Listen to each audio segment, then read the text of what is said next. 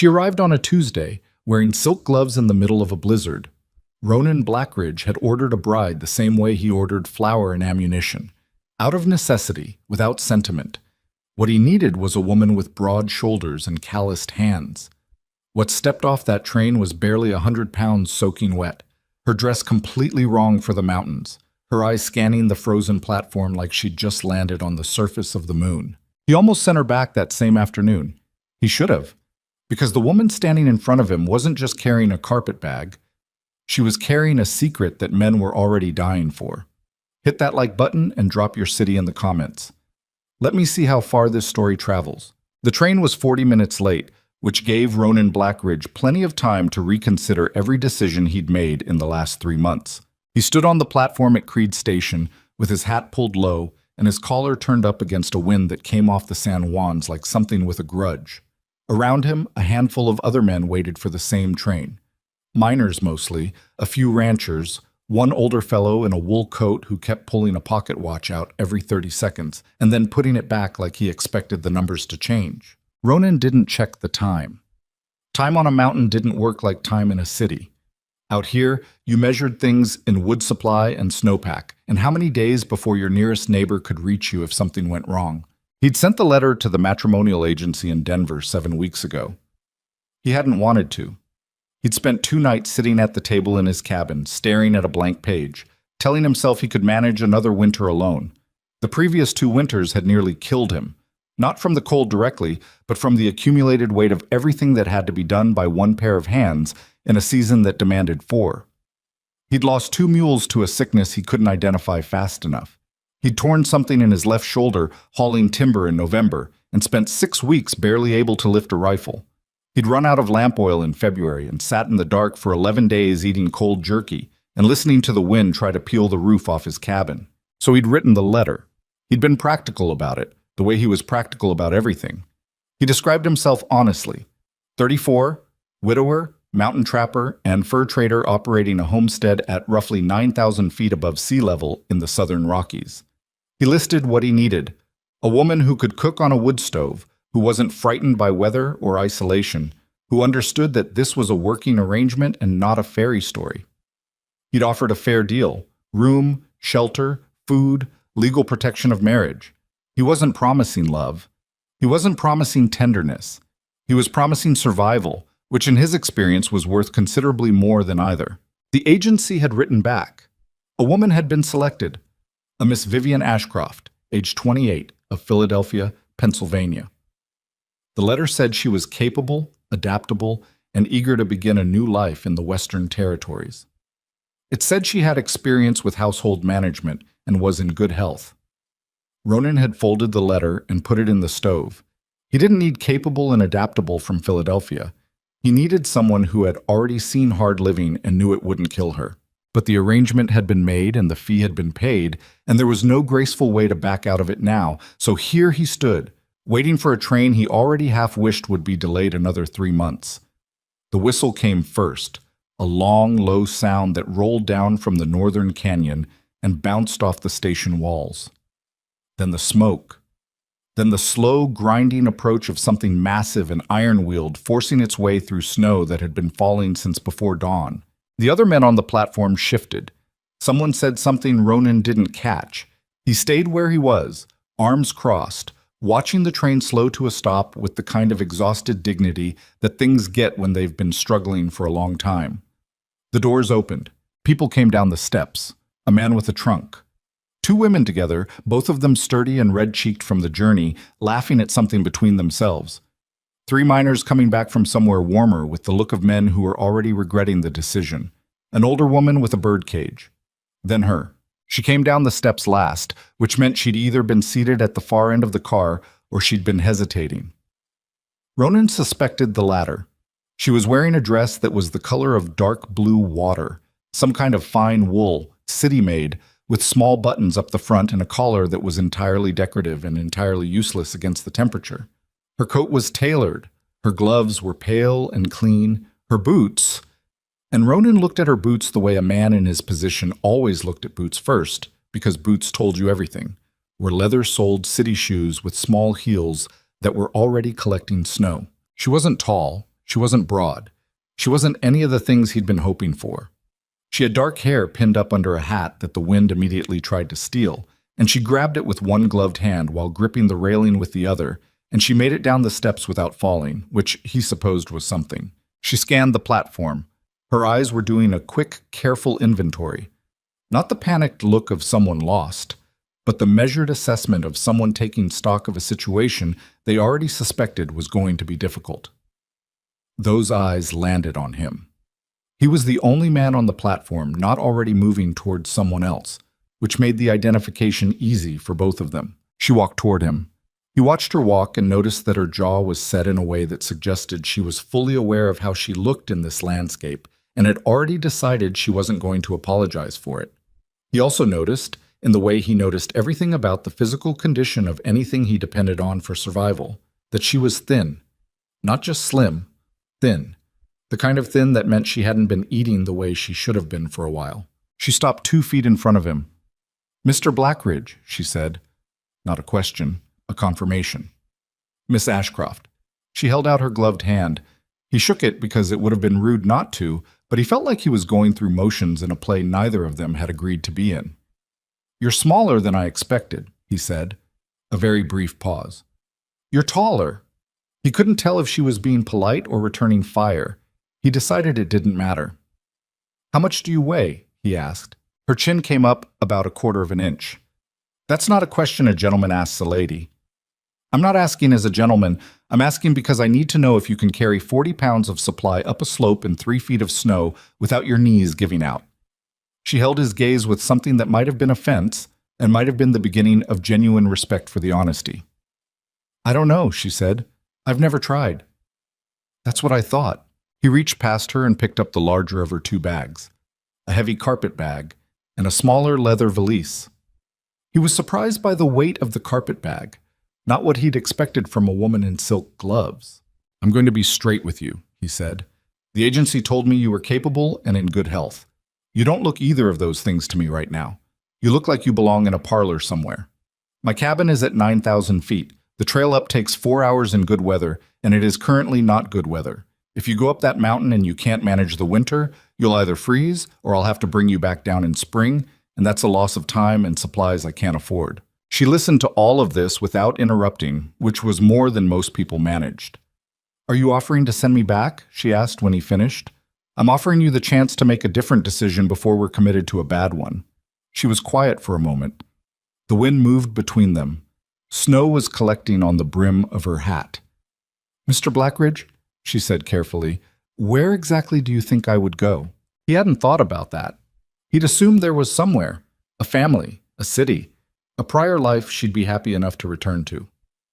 "Back east," he said. "Philadelphia. Wherever you came from." Something crossed her face, fast and private, the way pain moves when someone's had a lot of practice hiding it. "There's nothing in Philadelphia I need to get back to." "Then somewhere else." "Mr. Blackridge?" Her voice was patient, but it had an edge now. "I didn't come all the way to Colorado because I had other good options. I came because this was the one in front of me. I understand that I don't look like what you ordered. I understand that I'm not large or strong or experienced with frontier life. But I'm here, and I intend to stay. And I would appreciate it if we could begin the journey before I lose feeling in my feet entirely." He looked at her for a long moment. She looked back. "The marriage still has to happen," he said. "Today, before we go up. Town preacher." I understood that from the arrangement. "It won't be a sentimental affair." "I didn't come here for sentiment." He picked up the bags. "Then let's get this done."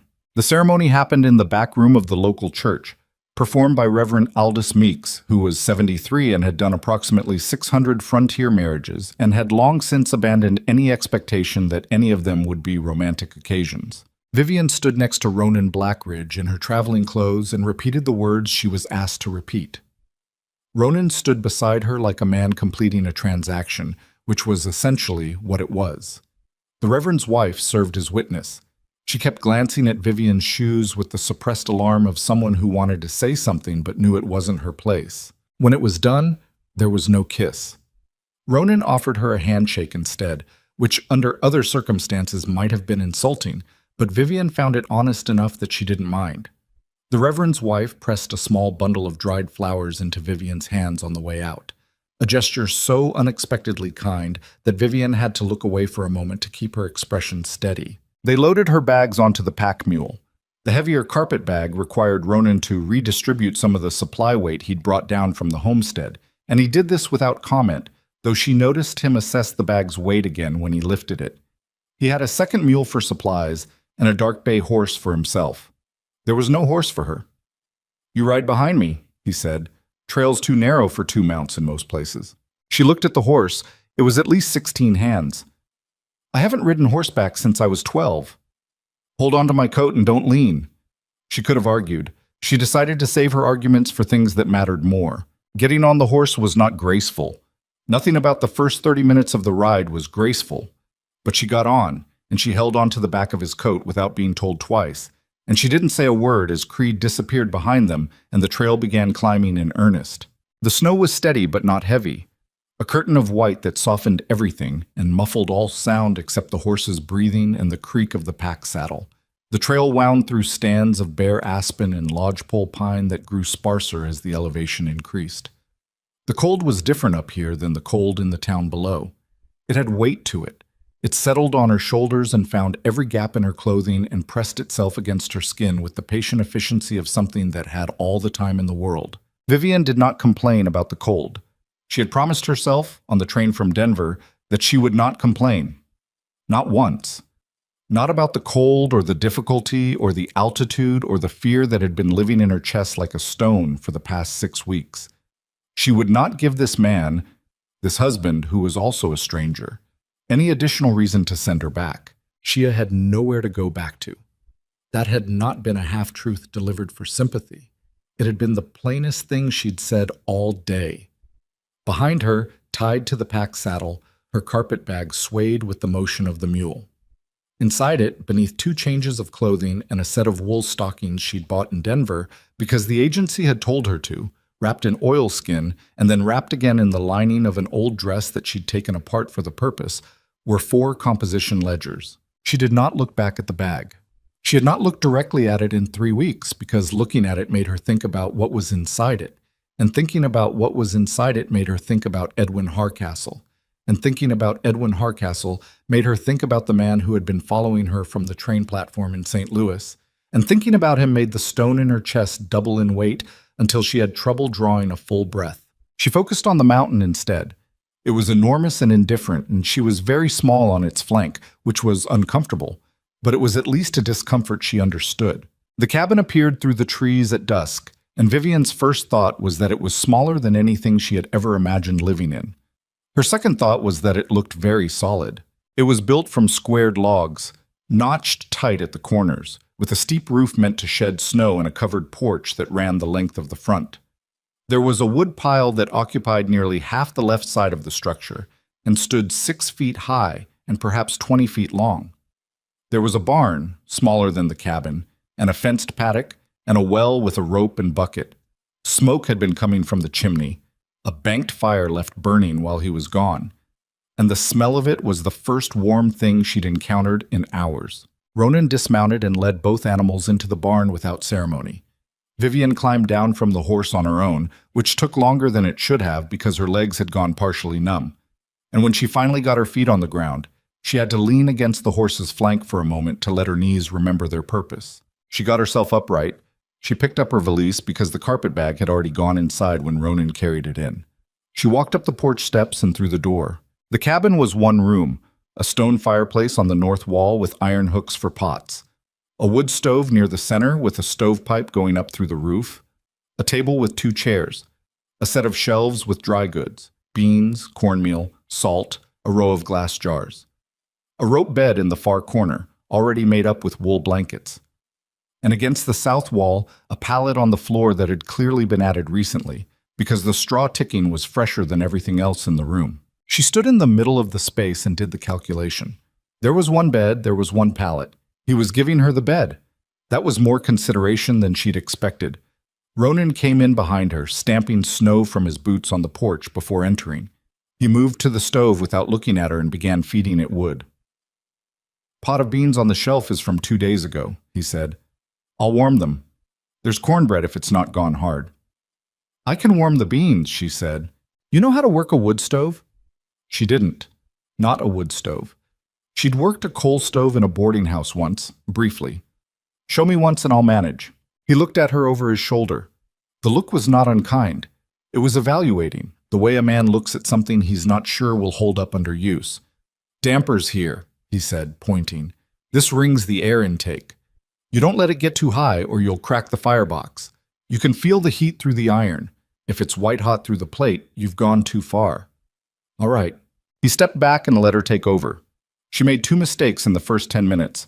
Let the draft get too wide and nearly scorched the beans, then overcorrected and nearly smothered the fire. Ronan watched both mistakes happen and didn't say anything. She wasn't sure if that was patience or indifference. Either way, she figured it out herself by the time the beans were warm. They ate at the table without talking. The wind had come up outside and was working at the corners of the cabin in the way that wind at altitude works. Not a howl exactly, more of a sustained pressure, like something trying to find the weakest seam. The fire was good, and the beans were adequate, and Vivian was so tired that the plain food tasted better than almost anything she could remember. After a while, Ronan said, You'll need different clothes. I know. Town's 4 hours down. We won't go again until there's reason. I have wool stockings. I'll manage with layers until I can make something work. He looked at the dress she was still wearing, the fine blue wool that was absurdly wrong for this place. Reverend's wife runs a dry goods in the back of their property. I'll send word down with the Hendersons when they pass next week. She can put together a bundle. That's... She stopped. Thank you. He didn't acknowledge the thanks. He cleared his dish, set it by the wash basin, and moved toward the pallet near the south wall. Fire'll hold until morning if you bank it right, he said. I'll show you in the morning. All right. And the bed. He stopped. If you'd rather, the pallets... The bed is fine, she said. I appreciate it. He nodded once. That was the end of the conversation. Vivian lay in the rope bed that night, listening to the wind and the fire and the occasional shift and creak of the logs contracting in the cold, and she thought about the ledgers in her bag, which was sitting 4 feet away under the window. She thought about the 600 pages of numbers she'd spent 4 months with, numbers that told a story so systematic and deliberate and devastating that it had taken her 2 weeks to fully believe what she was reading. She thought about the morning she'd walked into her employer's office to report what she'd found, and found instead that the office was empty and someone had already been through her desk. She thought about Edwin Hardcastle's name written in careful columns next to figures that totaled more money than she'd ever imagined in one place. She thought about the man on the platform in St. Louis, the one who'd watched her board the train with the patient. Specific attention of someone who knew exactly who he was looking for. She thought, nobody looks for a mail-order bride. It was the only plan she'd been able to come up with, and she was aware it was not a good plan. But it was the one she had. She closed her eyes, opened them again because closing them just made the numbers appear on the inside of her lids. Outside, the mountain settled into night the way mountains do, massive and silent and utterly unconcerned with the small warm thing at its flank, trying to figure out how to survive it. Morning in the high country came without ceremony. The light arrived sideways through the 2 small windows before the sky was fully decided about whether it was going to be day, and with it came cold that made the night before feel mild by comparison. Vivian woke because the fire had gone down, and the cold had found her through the blankets. She lay still for a moment, assessing. Her back ached from the rope bed in the way that anything ached the first night. It would either improve or it wouldn't. Her feet were cold despite the wool stockings she'd slept in. The stone in her chest was still there, which was the one she was always checking for first. Ronan was already up. He was at the stove, coaxing the banked coals back to life with the efficiency of long practice. He didn't look up when she sat up. Showed you wrong last night, he said. For banking. You leave more air than you think. I leave it like this. He demonstrated with the damper ring, a quarter turn she wouldn't have guessed. Takes longer to go cold that way. I see it. You'll need to memorize it. If I'm on the trap line, you're managing the fire alone. How long are you on the trap line? Depends. Full day sometimes. 2 days if conditions are right and the upper snares need checking. 2 days. He looked at her then. "You're alone 2 days. Is that a problem?" "No," she said, though it had been a problem. The thought of being alone in this cabin for 2 days in this cold was something she was going to need to think about carefully before it happened. "I just want to understand the situation." He accepted that. He handed her a cup of coffee. Real coffee, not the chicory substitute she'd been drinking on the train, and she wrapped both hands around it and let the heat work through her palms. "Today," he said, "I'll show you the woodpile, how to use the axe, where the snow water comes from and how to get it, how to tend the animals. All of that today? You need it all today. We could get 3 feet of new snow by week's end. When that happens, everything we do will take twice as long. Better you know the ordinary way before you have to learn the hard way." She drank her coffee and did not argue. All right. The axe lesson was the first honest reckoning. He brought her out to the woodpile in the morning, showed her the splitting block, demonstrated the motion. His arc was controlled and economical. Not a dramatic overhead swing, but a measured stroke that let the weight of the axe head do most of the work. The log split clean. He handed her the axe. She'd never held one before. The weight of it was different from what she expected. Not just heavy, but awkward. The balance point somewhere she hadn't anticipated. She set a log on the block, raised the axe, and brought it down. The axe head glanced off the side of the log and buried itself in the splitting block at an angle that would have taken off her foot if she'd been standing 2 inches to the left. Ronan didn't say anything. He reached over and freed the axe from the block. "Hands here," he said. Not angry, not impatient, just pointing. "I hear. You're not throwing it. You're letting it fall." She tried again, glanced off again, less catastrophically. Third try, the log split. Not clean, a fractured break rather than a true split, but it came apart. She straightened up, breathing harder than she expected from 3 swings. Her arms were already burning. The cold made everything worse, the way cold always concentrated physical effort and made you aware of muscles you'd managed to ignore. "Better," Ronan said. "That was terrible," she said. Better than nothing. Do 10 more." She did 10 more. By the end of them, she had 4 usable pieces of wood and approximately 15 failures. Her shoulders ached and her hands, even in the gloves she'd found in the pocket of her coat, felt like they'd been wrung out. Ronan split the remaining logs in about 2 minutes. "It'll come," he said. "It's just practice." "How long did it take you?" He thought about it, which she appreciated. He was the kind of man who didn't answer questions faster than the honest answer came. "Grew up with it, so maybe it doesn't count. But I've seen men learn it in 3 weeks. 3 weeks? If they work at it every day." She looked at the meager pile of split wood she'd managed, and then at his, and she said, "Fine." None. The week passed in a series of discoveries, most of them unpleasant. She discovered that hauling water from the well when the rope was stiff with ice required more grip strength than she currently possessed, and that the first 3 times she tried, she lost significant water before getting the bucket to the top. She discovered that starting a cooking fire and maintaining a cooking fire were different skills entirely, and that undercooking beans was only slightly less unfortunate than burning them.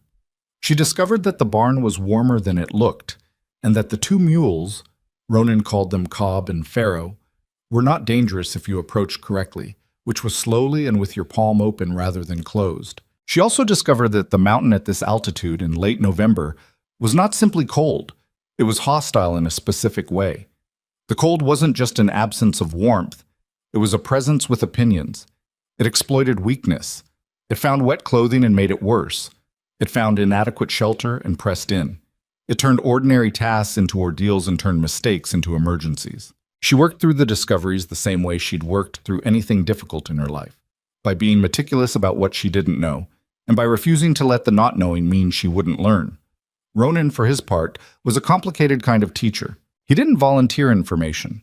If she asked, he answered directly and without condescension, but he didn't offer. The first morning, she'd spent 20 minutes trying to figure out why the beans kept going too thick before she finally asked him, and he'd told her in 2 sentences. The altitude meant longer cooking times and more water. She'd added more water, and the problem resolved. She started asking more questions. He kept answering them in the same flat, practical way, and she began to understand that this was his version of patience, not warmth, but a willingness to be useful. In the evenings, they sat at the table after supper. Sometimes he mended harness. Sometimes he sharpened trapping tools. She had brought 3 books with her, a habit she'd been unable to abandon even in flight. And she read while he worked, and the silence between them was something she was slowly learning to inhabit without interpreting as hostility. One evening, on the 5th day, he looked up from what he was doing and said, "You're not what I expected." She kept her eyes on her page. "I know. Not just in appearance. You haven't—" He seemed to be working out how to say it. "Most people, when they can't do something, they either quit or they make a lot of noise about how hard it is. You just keep doing it." She looked up then. "Complaining doesn't make the wood split." He made a sound that was almost a laugh. It wasn't quite, but it was closer than anything she'd heard from him. "No," he said, "it doesn't." She went back to her book. He went back to his harness. But something in the room had shifted, very slightly, like a door opening in a wall she'd thought was solid. The first real blizzard came on a Wednesday. Ronan had warned her 2 days before. He'd read it in the sky, a particular quality of cloud over the western peaks that he said always meant heavy weather. And he'd spent those 2 days cutting extra wood and bringing more hay into the barn and checking every seam and caulking in the cabin walls. He'd asked her to check the food stores and make a list of what they had versus what they'd need if they couldn't get outside for 4 days. She'd done it, found 2 gaps in what she considered adequate nutrition, and he'd adjusted the supply allocation without argument. The blizzard arrived overnight. Vivian woke to a sound like the entire mountain was in motion. Not violent, but enormous, a sustained roar that she could feel in the logs around her. The window was white. Not frosted, not snow-covered. White. A wall of weather so thick that the outside world had ceased to exist. She was up and dressed before Ronan was fully awake, which seemed to surprise him. "Animals," he said. "I know," she said. "I'll go. I know how to tend the animals. You showed me." She picked up her coat, which was now supplemented with a heavy wool shirt underneath, and around her shoulders, a blanket she'd converted into a kind of cape by means of 2 pins. The Reverend's wife had sent the clothing bundle with the Hendersons exactly as Ronan had said she would. Thick wool trousers, heavy boots 2 sizes too large that Vivian had corrected with extra socks, a flannel shirt, a man's canvas coat. She'd been sleeping in most of it. The walk from the cabin door to the barn was 15 feet. In the blizzard, it was 15 feet through a wall of white sound, and cold so sharp it made her eyes water instantly. She put her head down and went. The animals were frightened. Cobb, the larger mule, was pressing against the back wall of his stall and showing the whites of his eyes. Pharaoh was quieter but trembling. The 2 horses, Ronan's bay and the spare he kept for emergencies, were both stamping. She talked to them. She didn't know what she was saying exactly. She just kept her voice low and steady and moved slowly, the way she'd learned, and after a few minutes Cobb's ears came up instead of lying flat, and Pharaoh stopped trembling. She checked their feed, added hay, checked the water. The barrel in the corner had a skim of ice on top, which she broke with her fist the way Ronan had shown her. She stayed in the barn for nearly 40 minutes, longer than strictly necessary, because the animals were calmer with a human presence, and also because she found the act of being needed by something concrete and immediate to be the most useful antidote she'd found to the particular kind of fear she lived with. When she got back to the cabin, Ronan was at the stove. He'd made porridge. He handed her a bowl when she came in, and she sat down and ate it with her coat still on, too cold to think about taking it off yet. "Animals all right?" he asked. "They were frightened. They're better now. Cobb needed the most settling." He nodded. "He does. In bad weather. Always has." "I noticed." He refilled his own bowl and sat across from her. The storm was full overhead now. The cabin walls vibrated with it, and the stovepipe groaned against the flashing. But the fire was good, and the wood was stacked, and the animals were settled, and Vivian sat across the table from her husband of 2 weeks and ate her porridge and thought, "I think I might be able to do this. Not easily, not without cost, but possibly." She thought about the ledgers in her bag, still wrapped in oilskin. She thought, "Let me just have today." And she kept eating. By the end of the 3rd week, Ronan had stopped watching her for signs of collapse. He hadn't done it obviously. He was not a man who did things obviously, but she'd felt it. The way he positioned himself when she was doing something difficult. The way he never went out to the trap line without running through a mental checklist. And she'd understood eventually that part of the checklist was her. He'd been waiting for her to reach a threshold and stop. She hadn't reached it. The truth was, she thought she might be getting stronger.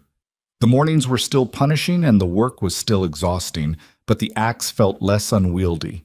The water bucket didn't slip as often. She could bank the fire so it held through the night with consistency now. Her hands had roughened. She looked at her palms one morning and barely recognized them as hers, the soft city woman skin replaced by something more honest. Ronan noticed all of this in the way he noticed everything, without comment, but not without attention. One afternoon she was splitting wood. She was up to decent log counts now, though still nowhere near his efficiency. And she heard him stop behind her. She kept working. "Grip's better," he said. "Thank you. You'll get more power if you start the shift lower on the handle." She adjusted. The next split was cleaner. She turned around. He was looking at her with something in his expression that she hadn't seen before. Not warmth exactly, not what she would have called warmth, but acknowledgement, maybe. Real acknowledgement, not politeness. "What?" she said. "Nothing," he said. "You're doing fine." She turned back to the woodpile. But she was smiling, and she let herself because there was no one watching except the mountain, and the mountain had no opinions about it. 3 weeks became 4. 4 became 5. She learned where the trap line ran and what kind of animals they were trapping and why. She learned which wood burned longest and which burned hottest. She learned that the blue jays at the tree line were early weather indicators. When they disappeared, something was coming. She learned that Ronan's left shoulder caused him trouble in cold weather. The old injuries she could tell he'd never had properly treated, and that on the mornings when he was quiet and moving carefully, it was the shoulder and not anything she'd done. She learned the sound of the cabin at night, which creaks were ordinary and which ones meant something. She learned the smell of a fire that was about to go wrong. She learned to look at the sky the way he looked at it, with the understanding that it was telling her something if she could read the language. And slowly, in the evenings, they started talking. Not much at first. A comment about what needed doing, a question about the supplies. But gradually, the way ice thaws, not all at once, but at the edges first, the conversation became something more. He told her one evening that his wife had died 4 years ago. He said it simply, not with grief exactly, but with the careful flatness of someone who has processed a thing as completely as they're capable of and doesn't want to unprocess it by talking too long. Her name was Margaret, and she'd died in childbirth, and the child hadn't survived either. And after that, he'd gone farther up the mountain than he'd been before, and he'd stayed. Vivian didn't say she was sorry. She thought he'd probably had enough sorries to last the rest of his life. Instead, she said, she knew what she was doing, living up here. He looked at her, surprised by the question. She was born in Colorado, he said. Her father ran cattle below the tree line. She knew mountains. So she was what you asked for, Vivian said, the second time. He was quiet for a moment. I didn't ask for the same thing this time, he said. I was more practical. I asked for someone to help you survive the winter. Yes, and you got me. I got you, he agreed. And he said it without regret, which she noticed. They were quiet together after that, but it was a different kind of quiet than it had been in the beginning. The night the wolves came, it was past midnight, and the temperature had dropped to something that made the logs crack like rifle shots. Vivian woke to the sound of the mules. It was not a normal sound. She had learned the difference between the sounds animals made when they were unhappy and the sounds they made when they were genuinely frightened, and this was the latter. Cobb's high, frantic bray cutting through the night like a blade. She was up before she fully understood she'd decided to move. Wolves, Ronan said from the pallet. He was already on his feet. Get back from the window. She went to the window anyway, just to the edge of it, and what she saw was confusion at first. Dark shapes moving fast in the moonlight on the snow outside the barn, and then she resolved them into what they were. 5, maybe 6. Gray-brown and lean, the bone-showing leanness of animals that hadn't eaten in too long. Ronan. Her voice was steadier than she'd expected. There are at least 6. He was pulling on his boots. I know. The barn door isn't fully latched. I know I latched it, but I don't know if it latches fully from the outside. I've been meaning to tell you the mechanism seemed... I know. He grabbed his rifle from the rack by the door. Stay inside. If they get through the barn door, Vivian, stay inside. He went out. She stood at the window and watched. He came out of the cabin with the rifle, moving quickly across the snow toward the barn, and two of the wolves swung toward him and then veered off, uncertain. Wolves were not stupid about rifles if they'd encountered them before. He made it to the barn, and she heard rather than saw the latch situation resolve with a sound that meant he'd propped it from inside. He was in the barn. The wolves reorganized. They were circling, not the barn door now. They'd learned something from the rifle's presence. But the east side of the barn, where the wood was older, and she had noticed in the second week that there was a gap in the foundation logs where something had rotted out. She had meant to tell him about that gap. She had forgotten. The wolves were at the gap. She didn't make a decision. She was at the rifle rack before she was aware of having moved, and she was taking down the second rifle, the spare, a Winchester that Ronan had shown her to load but never asked her to fire, and loading it with hands that were shaking but functional, and she was out the door. The cold hit her like a wall. She was in her stocking feet. She had not stopped for her boots. Two of the wolves near the gap turned toward her. In the moonlight, their eyes were the color of old copper. She raised the rifle. She had never fired a rifle in her life. She fired it. The recoil drove her shoulder back, and she staggered but stayed on her feet, and the shot went wide, but it went loud, and the two wolves at the gap broke and ran. She chambered the next round, her fingers barely working in the cold, and fired again toward the shape she could see still circling near the paddock fence. The barn door burst open, and Ronan came out at a dead run, rifle in hand, and he stopped when he saw her. She was standing in the snow in her stocking feet, both hands wrapped around the Winchester, steam coming from her breath, and she had probably just wasted 2 cartridges, but the wolves were gone. "I knew about the gap," she said. Her voice was not as steady now. "And the foundation. I meant to tell you." He stared at her. Then he crossed the snow to her in long strides and took the rifle gently out of her hands, and she let him take it. Her feet were wet, and the cold was finding them fast. Her shoulder hurt from the recoil. She became aware that she was shaking. "You could have been killed," he said. "You were in the barn." "I had a rifle." "So did I." He looked at her for a long moment in the moonlight. She could not read his expression. She tried and could not. He took off his coat and wrapped it around her shoulders over her own coat, and it was large enough that it came down past her hips. "Get inside," he said. "Your feet." "The animals are fine. I braced the gap. Get inside." She went inside. He came in after her and looked at her feet and said, "Take the stockings off." He got a wool blanket, and she sat at the table while he dried her feet with a kind of careful attention that made her throat tighten.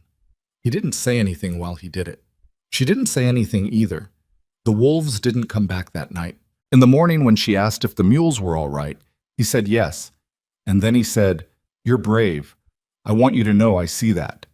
She looked at her roughened hands in her lap for a moment. "I was terrified," she said.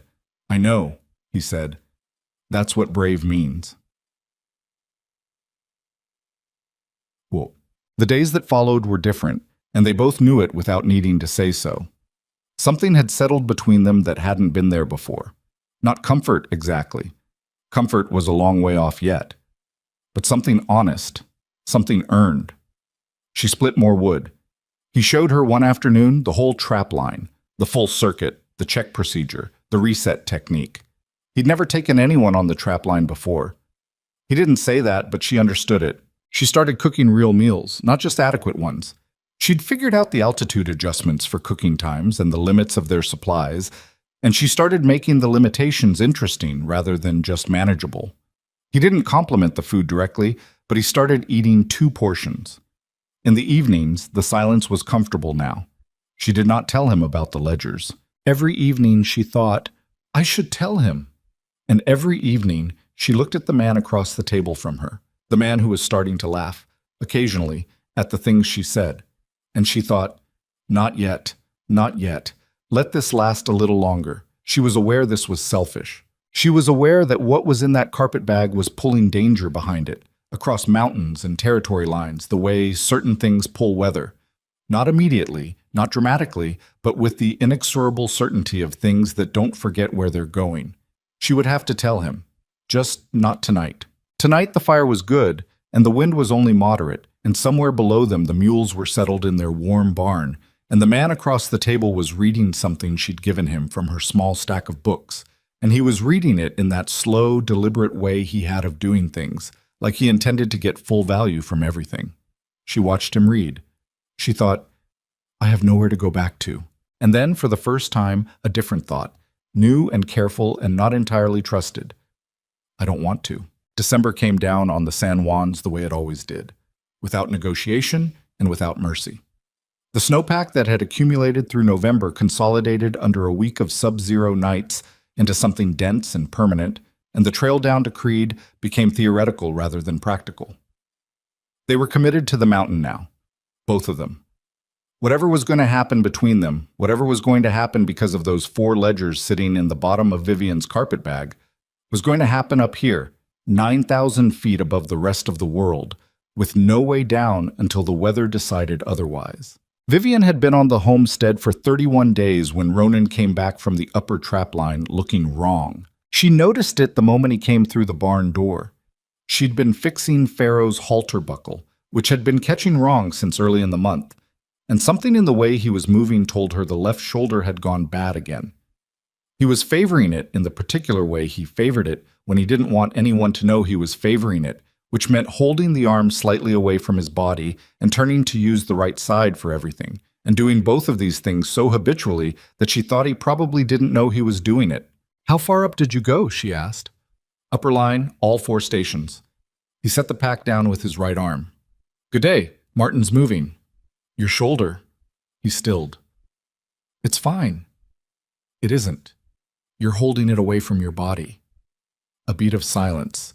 He was not a man who liked being observed that closely. She'd come to understand that about him. He was comfortable watching, uncomfortable being watched. It flares up sometimes, he said. It'll work out. Let me look at it. Vivian, Ronan. She set the halter down and looked at him directly, the way she'd learned she had to when he was going to be stubborn about something. I'm not going to do anything dramatic. I just want to see how bad it is. If you're going to be on the trap line alone for 2 days at a stretch, I need to know what I'm dealing with if you come home hurt worse than this. He didn't like it. She could see him working through the dislike of it, weighing it against the practical logic, which was the thing about Ronan Blackridge. Practical logic almost always won.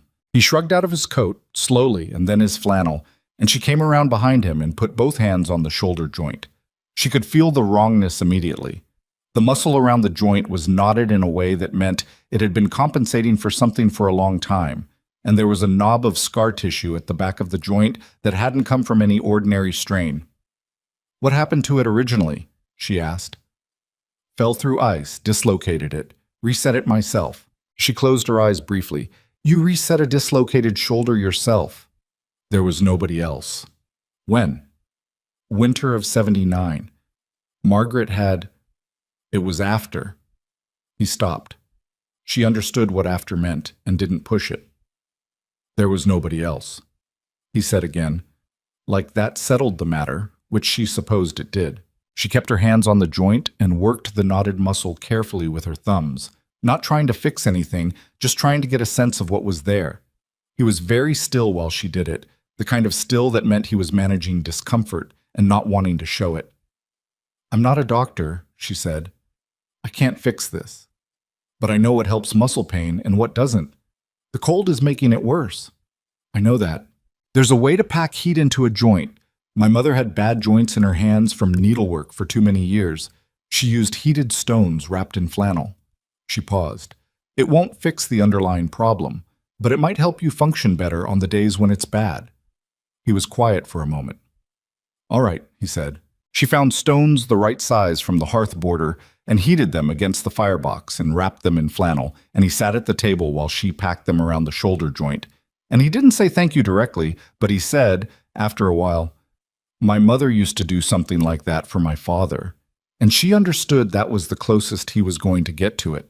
The shoulder improved over the following week. Not fixed. Nothing about that joint was ever going to be fixed without proper medical attention. He would have to go to Denver to receive. and she hadn't raised that possibility yet because she was picking her moments carefully, but improved. He moved more freely. She noticed, and he noticed that she noticed, and neither of them mentioned it directly, which had become their native language. The days had settled into a rhythm by then that she wouldn't have recognized from her life before, but that had become, in its own grinding way, genuinely hers. She woke early, banked the fire up from the overnight coals, put water on for coffee and breakfast. She tended the animals while Ronan worked on whatever the day required: equipment maintenance, wood cutting, harness repair, the endless small maintenance that a homestead at altitude demanded in winter. They ate together. Midday she had developed her own work: mending, supply management, the careful rationing and rotation of their food stores, and a project she hadn't told Ronan about yet, which was that she was teaching herself to sew properly using one of his worn-out shirts as a practice medium and a bone needle she'd found in his supply kit. She was not good at sewing. She was, in fact, terrible at it. The first seam she attempted looked like something had bitten the fabric repeatedly, but she kept at it, alone in the cabin on the afternoons when Ronan was out, because the heavy canvas work pants the Reverend's wife had sent were too large for her even with the extra socks, and she was tired of tripping over her own cuffs. One afternoon, she was in the middle of a particularly obstinate alteration when the door opened and Ronan came in 2 hours earlier than expected with a rabbit slung over his shoulder, and he stopped when he saw what she was doing. She held up the pants, which had a seam running up one leg that was honestly embarrassing. "I know," she said. "What are you doing to those?" "Making them fit. I acknowledge it isn't going well." He set the rabbit on the counter and came over and looked at the seam with the expression of someone trying very hard not to say the obvious thing. "The tension's wrong," he said finally, "and you're sewing into the grain instead of with it." She blinked. "You know how to sew? Margaret taught me. Mountain living. You learn what you need to." He held out his hand. She gave him the pants and the needle without argument, and he sat down across from her and unpicked the bad seam with his thumbnail and started again, and his stitches were small and even, and the seam lay flat the way hers never had. She watched his hands do something she hadn't expected his hands to be able to do. "Show me," she said. So he showed her. He was a patient teacher when the subject was something he knew well, and he knew how to sew well, not elaborately but soundly, the way he knew everything that kept a person alive up here. She practiced on a scrap of the old shirt while he finished the seam on the pants, and by the time the rabbit was cooked and dinner was on the table, she had produced a seam that was not good but was recognizably a seam. "Better," he said, looking at it. "You said that about the wood splitting, too." It was true then also. She looked at him across the table, this man who had seemed like pure granite the first day on the platform and had turned out to be something considerably more complicated. "You're a strange person, Ronan." "I know," he said, completely without defensiveness. "So are you." She laughed. "A real one, not the polite kind." He looked briefly startled by it, like he'd said something funnier than he intended, and then something in his own face loosened and he smiled. Not a full smile, a partial one, asymmetric, but real. It was the first time she'd seen him smile, and she felt something in her chest move that she decided not to examine too closely. The days continued. December settled into the deep cold of its second half, and the world outside the cabin became very simple: white, gray, and the dark architecture of pine trees against the snow. Vivian had stopped thinking about Philadelphia. She had, with more difficulty, stopped checking the window for figures on the trail below. Either her plan had worked or it hadn't, and she couldn't know which up here, and worrying about it was burning energy she couldn't afford. She tried to be present instead. It was not always easy. The stone in her chest was still there most mornings, but it had gotten lighter. She realized one afternoon while hauling water. She could do it now without losing a significant portion of the bucket, becoming something she hadn't been before. Not someone new exactly, but someone older maybe, more worn in, more real. She thought about the ledgers less. She thought about the way the snow looked at dusk, turning colors it had no right to be, more. And then the Henderson boy came up the trail on the 22nd of December, and everything changed. He was 13, Lars Henderson, the youngest of the 3 Henderson brothers who ran cattle lower on the mountain, and he arrived on a short-coupled pony that was red-faced from the climb and blowing hard. Vivian was outside splitting wood when she saw him come through the tree line, and she knew immediately from the way he was riding, urgent, head down, that he wasn't making a social call. Ronan came out of the barn when she called for him. Lars Henderson pulled up in the yard, and his first words were to Ronan, and they were, "Pa says there's men in Creed asking about a woman, asking by description. Dark hair, city clothes, Eastern accent, came in on the November train." The axe was in Vivian's hands. She did not remember picking it up again. Her knuckles were white around the handle. Ronan's face went still in the way it went still when he was thinking fast. "How many men?" Pa counted 3, maybe more. They'd been in town 2 days already, showed money around, asked which homesteads took on a mail-order bride this fall. Lars glanced at Vivian quickly and back to Ronan. "Pa didn't tell them nothing, wanted you to know." "Good man, your father," Ronan said. He put his hand briefly on the boy's pony's neck. "You rode hard to get up here. Go in and warm yourself and eat something before you go back down. Ma said to come straight back. Tell your mother I insisted." He said it in a way that meant the conversation was settled, and Lars Henderson, who was 13 and had not yet figured out how to argue with a man like Ronan Blackridge, slid off the pony and went inside. Ronan turned to Vivian. She was still holding the axe. "Put that down," he said quietly. She set it against the splitting block. Her hands were steady. She was angry about how steady her hands were, because steady hands meant she'd been preparing for this in the back of her mind for weeks, and she hadn't let herself know it. "How long have men been looking for you?" Ronan said. "Since Philadelphia." He absorbed that without expression. "How long have you known they followed you here?" "I didn't know. I suspected. I thought—" She stopped, started again. "I thought disappearing into the territories as a married woman might lose them. I thought it might take longer than 6 weeks. What did you do, Vivian?" It was not a question. It was the shape of a question, but it was really a door, and he was holding it open, and she understood that everything that came after would be different depending on what she walked through it with. She looked at this man who had wrapped his coat around her in the snow, who had dried her frozen feet without being asked, who had told her she was brave in a way that felt like the truest thing anyone had said to her in years. She said, "I need to show you something." She brought him inside, and she got down the carpet bag from the shelf where it had lived for 6 weeks, and she opened it, and she unwrapped the oilskin, and she unwrapped the dress lining, and she set all 4 ledgers on the table. He looked at them.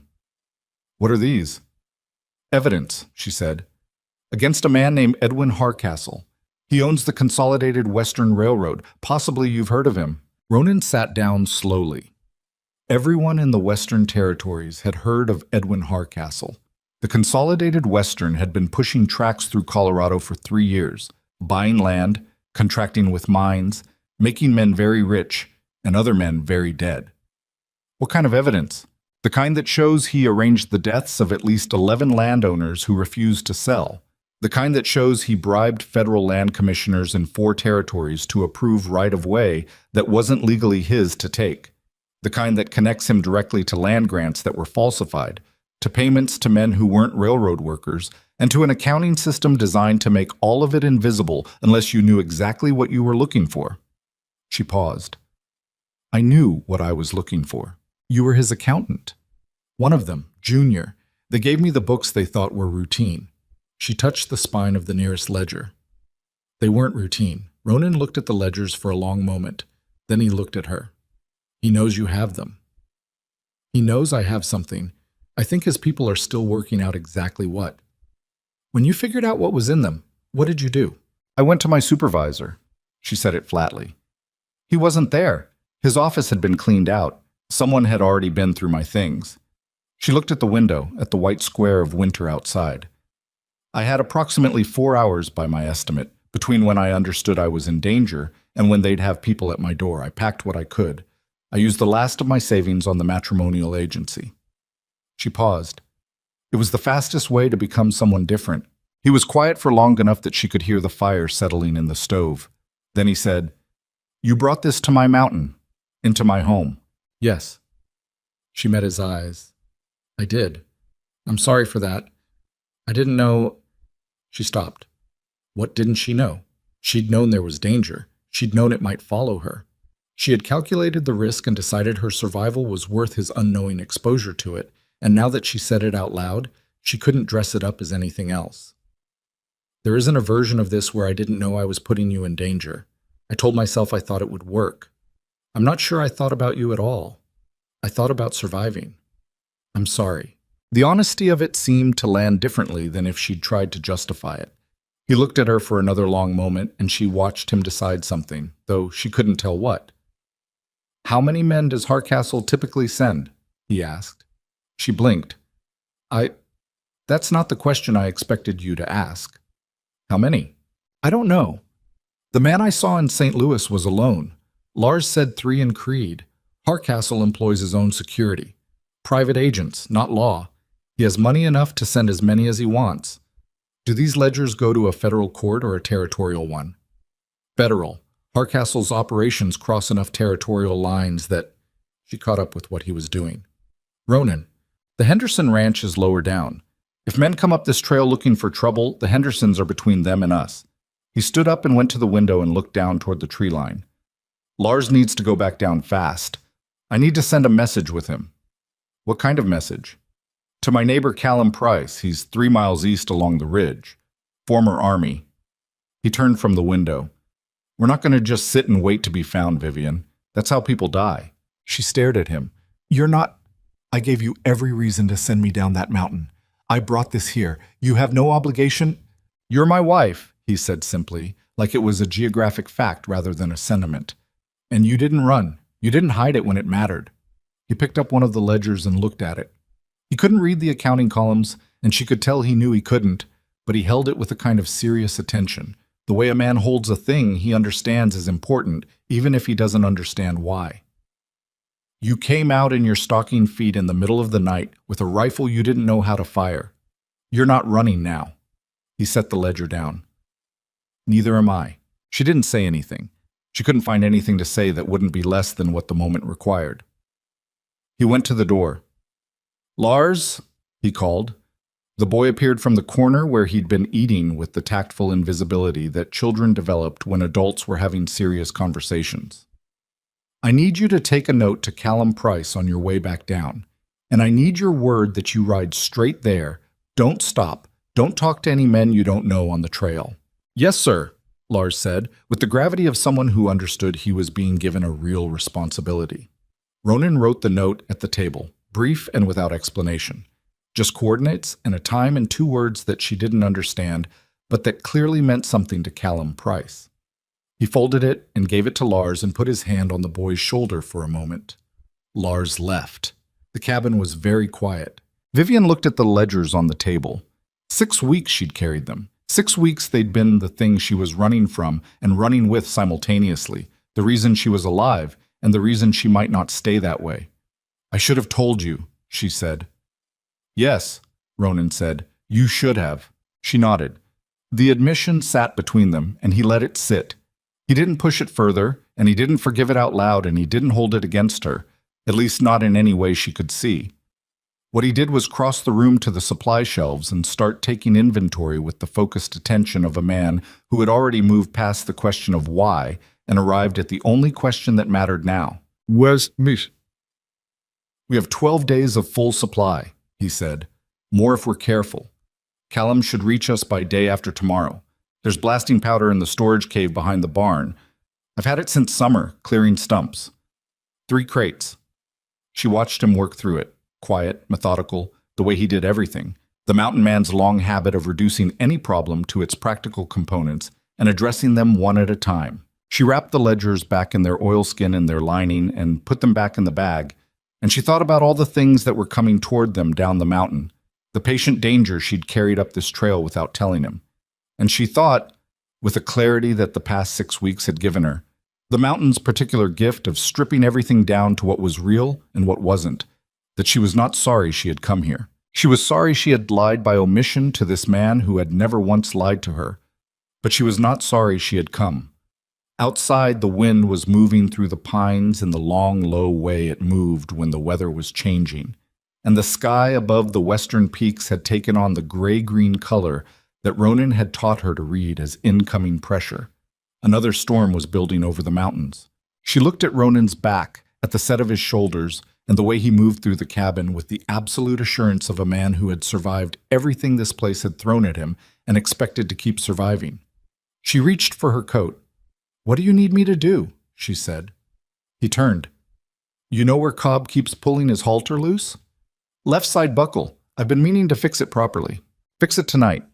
If we need to move fast, I don't want to be chasing a loose mule." He handed her the canvas tool roll. "And check the cinch on the spare saddle. Last time I looked at it, the leather was cracking at the tree." She took the tool roll. "All right." "Vivian." She stopped at the door. "For what it's worth," he said, and he said it without looking at her, which was how he said the things that cost him something. "I'm glad you refused to go back. That day at the station." She stood in the doorway for a moment with the cold coming in around her and the tool roll in her hands, and the reality of everything that was coming toward them sitting on her chest alongside the stone that had been there for weeks and was slowly, she realized, changing shape into something she didn't have a name for yet. "So am I," she said, and she went out to tend the animals in the last of the winter light. Callum Price arrived the following evening, just before dark, on a horse that was better suited to this terrain than anything Vivian had seen since coming to the mountain. A thick-boned gray with feathered legs, and the calm, unhurried temperament of an animal that had worked in altitude its whole life. He was shorter than Ronan by half a foot, and older by perhaps 10 years, with a gray-streaked beard and the kind of posture that didn't come from military service, so much as it refused to leave after. He carried a rifle across his saddle and 2 pistols on his belt, and he wore them with the easy indifference of someone who had long since stopped thinking of weapons as remarkable objects. He shook Ronan's hand in the yard, and then looked at Vivian with the direct, assessing look she was beginning to understand was simply what men out here did, not rudeness, but the frontier habit of needing to know immediately who you were dealing with. "This is her," he said. Also, not a question. "This is my wife," Ronan said, with a particular emphasis on the last 2 words that Callum acknowledged with a small nod. "Ma'am," he said to Vivian, "Lars Henderson is a good rider." "Come inside," Vivian said. "There's coffee." They sat at the table, all 3 of them, and Vivian put the ledgers in front of Callum Price the same way she'd put them in front of Ronan, without preamble, because there wasn't a gentle way to present them. He paged through the first one slowly, a man who understood what he was looking at, and when he looked up, his face had changed in a way that she recognized. It was the same thing that had happened to her face 4 months ago in a small office in Philadelphia, when the numbers had finally assembled themselves into something she couldn't rationalize away. "Edwin Hardcastle," he said. "Yes. I know men who lost their land to the Consolidated Western. Good men. One of them is buried out past Silverton." He closed the ledger and put his hand flat on the cover for a moment. "How complete is this?" "Complete enough for federal prosecution," she said, "if it reaches the right people." "If," Callum repeated. He looked at Ronan. "How many in Creed?" "Lars said 3, possibly more." "3 in Creed means 5 on the mountain," Callum said. "They don't send the main party into town. They send scouts." He turned his coffee cup in his hands. "Hardcastle's people. They're not hired guns in the traditional sense. He employs men who used to work for the Pinkerton Agency before the Pinkerton Agency decided they weren't careful enough about what they did." He paused. "That means disciplined, organized, not the kind that gets scared off by a rifle shot." The fire settled in the stove. Outside, the wind was steady from the northwest. "We have 3 crates of blasting powder in the storage cave," Ronan said. Callum looked at him. "That's an interesting piece of information." "I thought you'd find it interesting." Vivian looked between them. "You're talking about using it against people." "I'm talking about using the terrain," Ronan said. "There's a difference." "Explain the difference to me."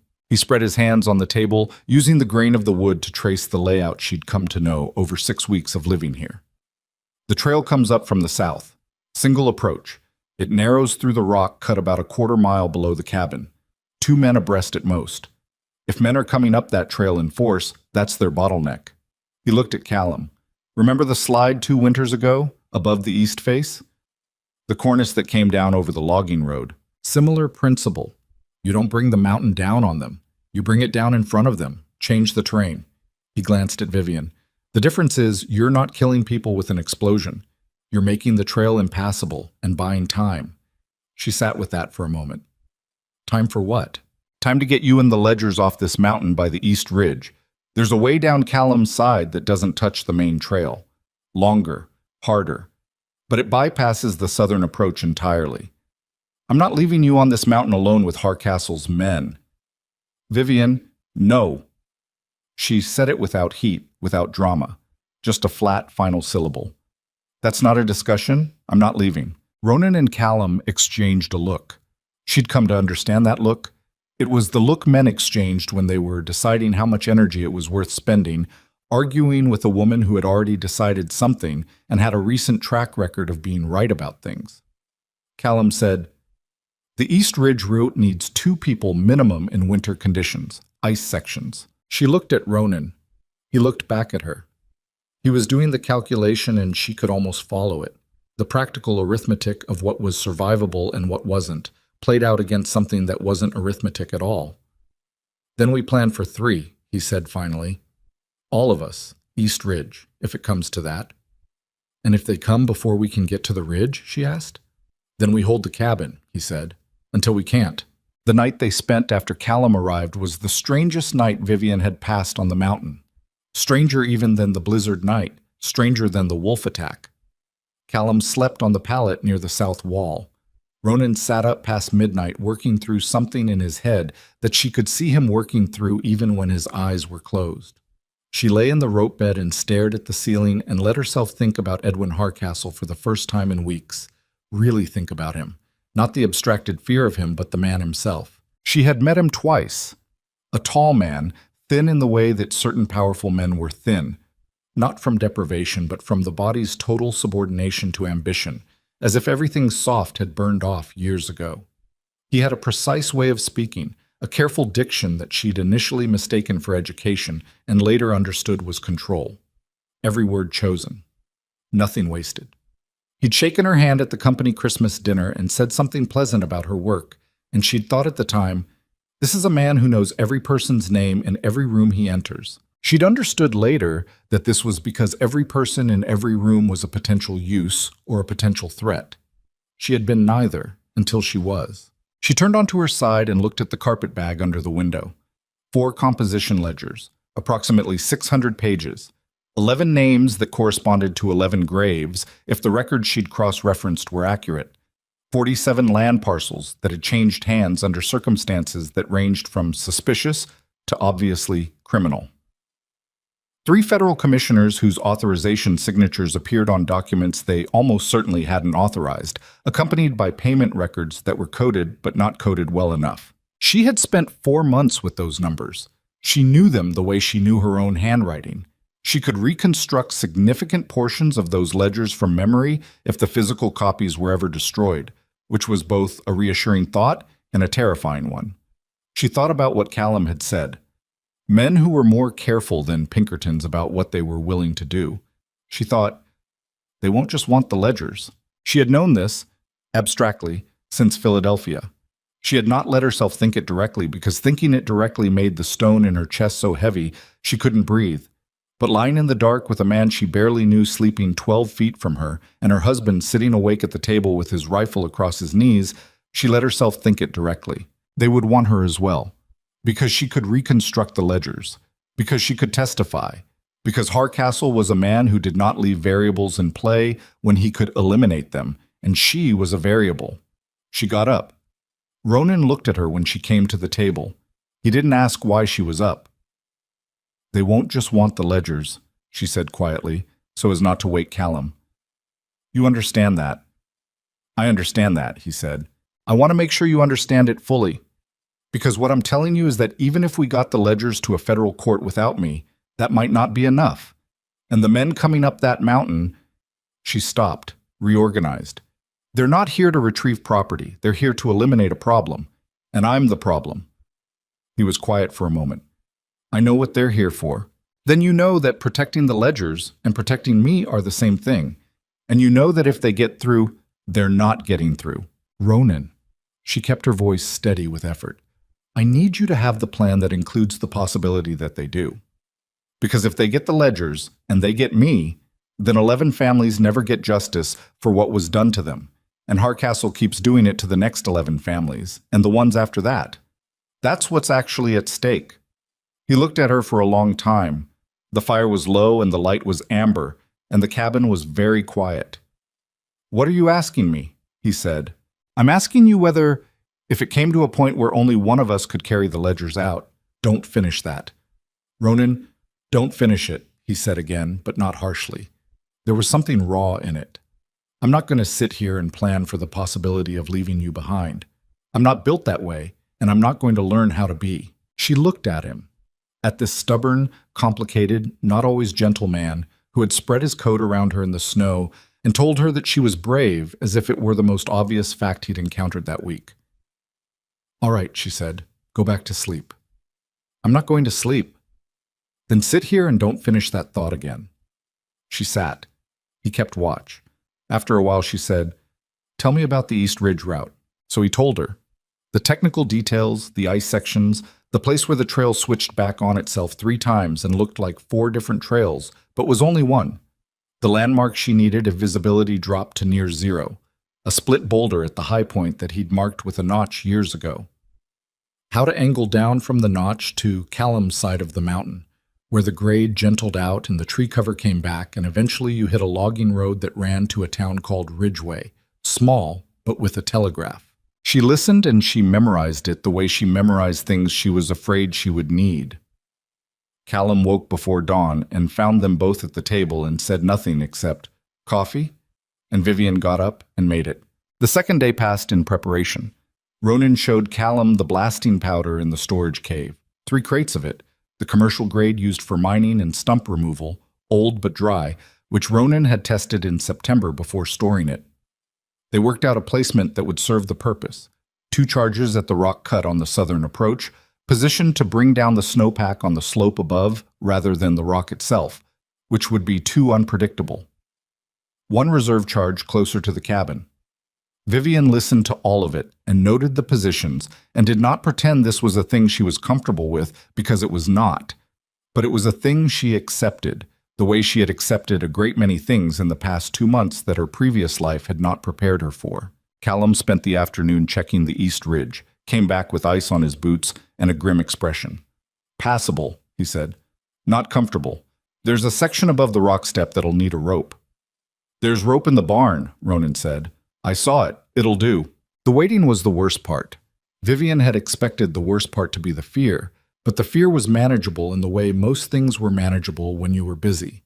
It was the waiting, the hours between preparation and event, that had no useful outlet. She cooked everything she could think to cook. She rewrapped the ledgers 3 times. She checked Cobb's halter buckle twice, even though she'd fixed it properly 4 days ago. On the morning of the 3rd day, in the hour before dawn, Ronan shook her awake. "They're on the trail," he said. She was dressed and had her boots on before he finished the sentence. She could not hear them yet. She went to the window, and the world outside was dark and still and snow-covered, and exactly the same as it had looked for 2 months. And she thought, how does he know? Then she heard it. The horses. Not the sound of horses moving. The particular silence that settled over the mountain's own horses when they heard or smelled other horses they didn't recognize. Cobb and Pharaoh, in the barn, had gone quiet in a specific way that she now knew meant alert and uncertain. She'd learned that from 30 days of listening to them at night. Callum was already at the north window with a rifle. Ronan was pulling on his coat and checking the rifle he'd had loaded since the previous evening. "How many?" Vivian asked. "Can't tell yet. More than 3. She got the Winchester off the rack. The one she'd fired at the wolves in her stocking feet 2 months ago. The first gun she'd ever discharged. Her shoulder still remembered the recoil in cold weather. She loaded it with hands that were steadier than they had any right to be. Ronan looked at her with the rifle in her hands, and something moved across his face. Not surprise this time, not the startled assessment of someone recalibrating expectations. Just recognition. The look of a man who sees something he already knew. "Stay away from the windows," he said. "If they rush the cabin, the back door opens into the tree line, 20 yards to the storage cave. You know where the powder is." "I know. If Callum and I are... If something goes wrong, you take the ledgers and you go. East Ridge. The route I told you."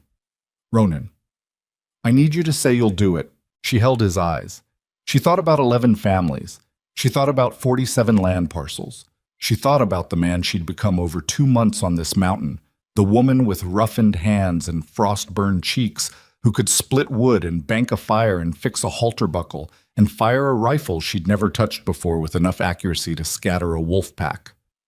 "I'll do it," she said. Good. A sound from outside. Not the horses this time. A voice, carrying up the slope on the still pre-dawn air. A man's voice, professional and loud enough to be heard clearly, calling out from the tree line below the cabin. "Mrs. Blackridge." The voice was unhurried and not unkind in the way that certain dangerous things were not unkind. "My name is Cole Danner. I represent the interests of the Consolidated Western Railroad. We know you have property belonging to Mr. Hardcastle. We've come a long way in difficult conditions, and we're not looking for trouble. Send out the ledgers, and we'll be on our way." The cabin was silent. Vivian crossed to the wall beside the front window and stood where she could see out the edge of the frame without being visible from below. In the gray pre-dawn, she could make out shapes at the tree line. 5, she counted, possibly 6. One on horseback, the rest on foot. They were spread out, not bunched, which meant they were disciplined, and they'd done this before. Cole Danner. She turned the name over. She didn't know it from the ledgers, but Hardcastle had a whole layer of operations that the ledgers didn't fully capture. The men who handled the physical consequences of business decisions. This was presumably one of them. She looked at Ronan. He was at the other side of the window. "He's lying about leaving," she said quietly. "I know." "What do we do?" "We buy time," he said. "Keep them in the tree line until there's enough light to see the slope above the rock cut." He raised his voice, not shouting, just carrying, the kind of projection that a man developed when he spent years calling across mountain distance. "Cole Danner, I'm Ronan Blackridge. This is my home and my wife, and those books belong to her. You're trespassing on private property. Take your men back down the mountain." A pause. Then Danner's voice, patient. "Mr. Blackridge, I have the utmost respect for your position, but you're protecting something that doesn't concern you. This is a business matter between Mr. Hardcastle and—" "My wife is my concern," Ronan said. "Everything else follows from that." Another pause. Longer this time. When Danner spoke again, something in his voice had shifted very slightly. Not threatening exactly, but the patience in it had thinned. "Then you're making a decision that's going to be very difficult to undo." Ronan looked at Callum. Callum held up 2 fingers and pointed east, 2 men moving to flank. Ronan held up the blasting charge in his left hand, one of the smaller ones from the cave, which he'd had ready since the previous night. Callum understood and moved toward the back of the cabin. Vivian watched and understood what was about to happen and thought, "This is real. This is the thing that was always at the end of this road, from the moment I walked into that office in Philadelphia and started reading the wrong books." She thought about the train platform in Creed, the silk gloves, the city shoes already filling with snow. She thought about the man who had looked at her boots and looked at her and seen everything she wasn't. She thought about what she was now, 2 months later, standing in a mountain cabin in the dark with a rifle in her hands and 4 ledgers in a bag behind her that she was going to carry out of this valley if it was the last thing she did. Outside, Cole Danner called up the slope one more time. "Last chance, Mr. Blackridge. Send her out and we walk away." Ronan looked at Vivian across the width of the cabin. In the thin gray light coming through the window, she could see his face clearly, the hard set of it, the absolute absence of fear, the something else that was there underneath all of it that she'd been watching grow for 2 months and had been afraid to name. "You ready?" he said. "Yes," she said. He pushed the front door open. The blast from Callum's charge at the rock cut came a half-second later, a sound like a compressed thunderclap that rolled up the mountain and kept rolling, and then the snowpack above the southern approach let go in a long, grinding roar that she felt through the floor of the cabin and through the soles of her boots and in her back teeth. The voices from the tree line broke apart.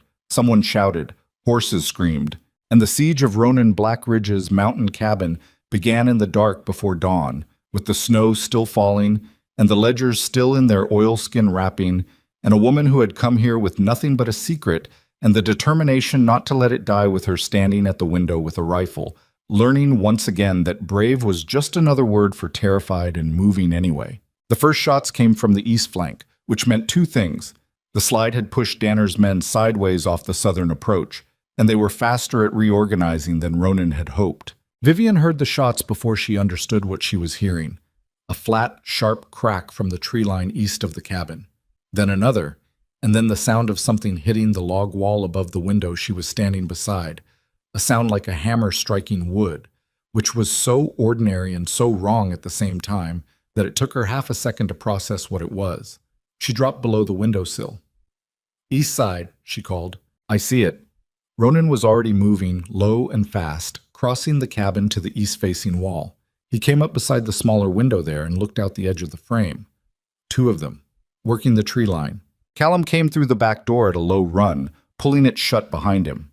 There was snow on his shoulders and a cut above his eyebrow that was bleeding freely enough to have reached his jaw.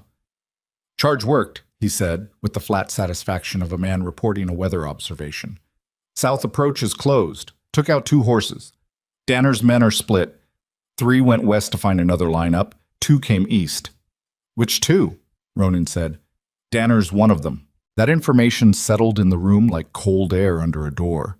Vivian stayed below the windowsill and thought about the voice she'd heard from the tree line. Patient, professional. Not looking for trouble, he'd said, which was exactly what a man looked for trouble said when he was very good at it. Another shot, this one hitting the door frame. Splinters. "They're trying the shutters," Callum said. The cabin had heavy wooden shutters on the inside of each window. Ronan had put them up in October, and she'd understood at the time they were for insulation. But standing here now, she understood they'd always served a second purpose for a man who'd thought carefully about surviving in an isolated place. Ronan moved to the east window and swung the shutter closed and dropped the iron bar across it. The room went darker. "The roof," Vivian said. Both men looked at her. "They'll try the roof," she said. "If they can't see in and they can't get through the door, they'll try to come in from above or they'll try to burn us out." She paused. "Or both." Callum looked at Ronan. Ronan looked at the ceiling. "Stovepipe goes through there," he said, pointing. A man who knew what he was doing could drop something burning down the pipe. "Or just put something on the roof and wait," she said. Ronan moved to the stove and closed the damper completely, which would stop anything from dropping down, but would also, over the next hour, allow the cabin to cool. Then he crossed to the supply shelves and pulled down a canvas tarp that had been stored rolled up on the top shelf. He handed one end to Callum without a word, and the two of them stretched it across the majority of the ceiling, fixing it to the wall hooks that had previously held drying herbs and strips of dried meat. It would not stop fire. It might slow it down. Outside, the shots had stopped.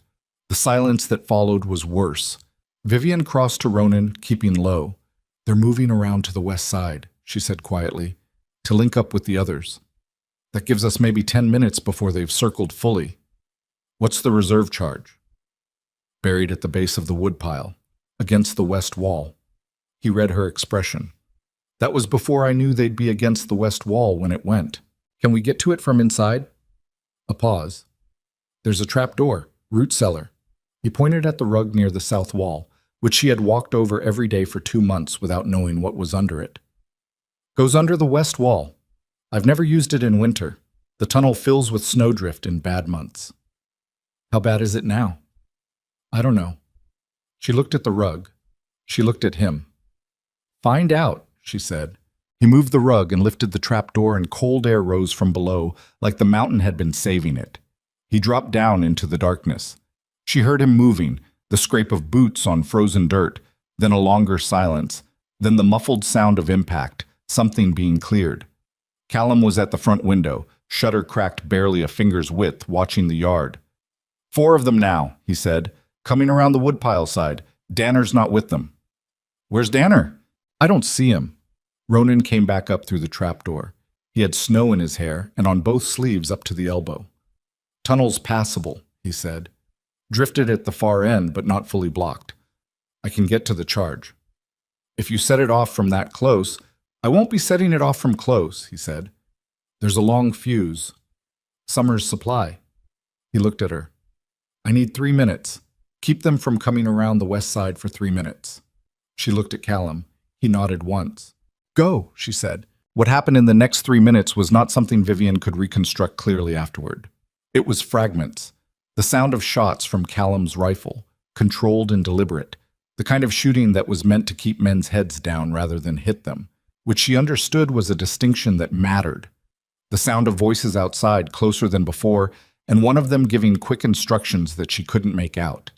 The smell of wood smoke that was wrong, not from the stove, but from outside.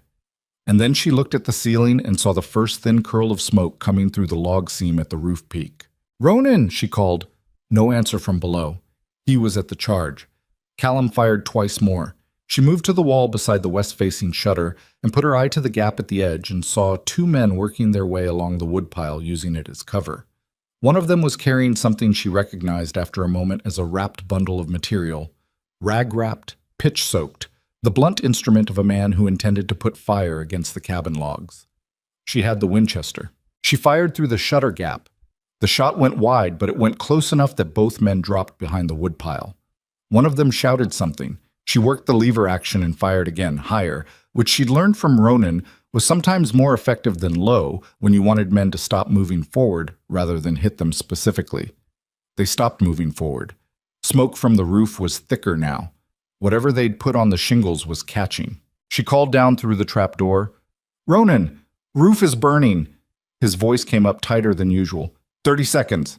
She looked at the smoke spreading along the ceiling above the canvas tarp. 30 seconds would mean the roof was well caught. She thought about everything in this cabin.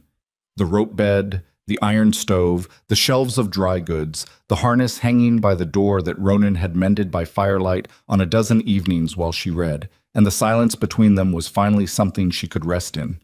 All of it flammable, all of it theirs, which was a word she'd arrived at slowly and was only now fully understanding the weight of.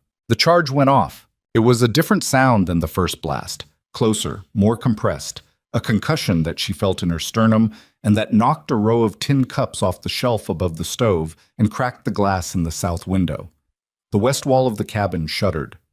Outside, through the shutter gap, she saw the woodpile disintegrate outward in a cloud of snow and bark and splinters, and the two men who'd been behind it were simply not where they'd been, scattered by the blast pressure into the yard. Silence. Then, "Vivian!"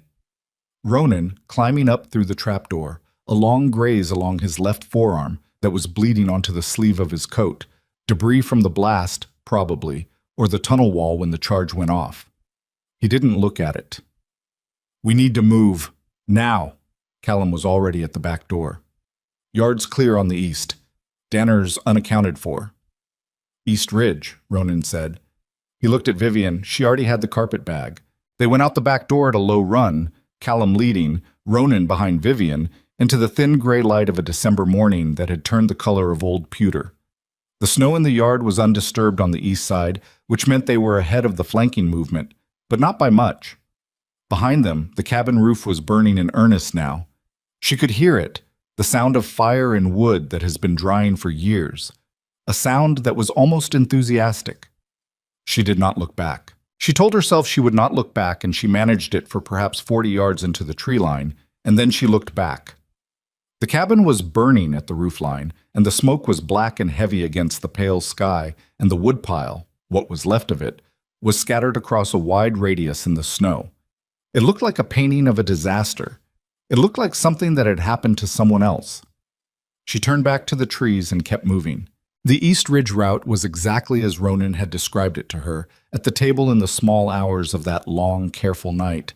The night she'd made him explain every turn and every landmark and every failsafe, and she understood now why she'd pushed for that detail, even when she'd been half hoping she'd never need it. She'd known. Some part of her had known. The ice section was bad. Callum went first with the rope and fixed it around a pine trunk at the top of the step, and Vivian went second, the carpet bag over her shoulder, her boots finding purchase on the ice the way she'd learned to find purchase on uncertain surfaces over 2 months of mountain living. Wait forward, small steps, don't hurry, trust the boot to grip what it can grip and correct when it doesn't. She made it across. Ronan came last, the rope slack in his hands for the final 10 feet, which he crossed without using it. He was watching behind them. "Danner," he said quietly when he reached the top of the step. Vivian looked back down the slope. 200 yards below, at the edge of the east tree line, a single figure was moving. Not fast, careful. The way a man moved when he was tracking rather than chasing. Patient. He knows where we're going, she said. He knows we're going east. He doesn't know the route. Ronan looked at Callum. The split boulder. 20 minutes at this pace. 15 if we push. Callum looked at Vivian, at the bag over her shoulder. Can you push? Yes, she said. And she meant it, though her legs were already burning and the altitude was making every breath cost more than it should. They pushed. The mountain above the ice section was open slope for 100 yards before the tree cover resumed, and crossing it was the worst part.